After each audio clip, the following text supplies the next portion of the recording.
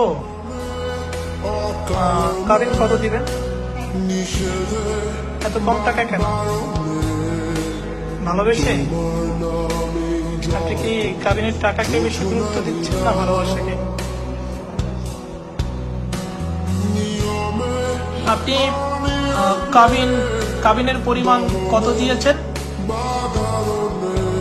একটু জোরে বলেন।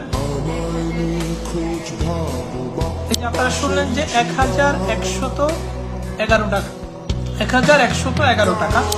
আচ্ছা, এত কম টাকা কেন দেনমোহর আপনি নিচ্ছেন?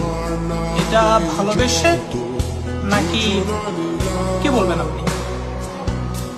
ভালোবেসে? কিন্তু আপনি তো কাবিনের টাকা যদি বেশি লিখতেন তাহলে তো আপনি ক্যাশ টাকা বা নগদেই টাকা পাইতেন, আর সে তো আপনাকে এখন এই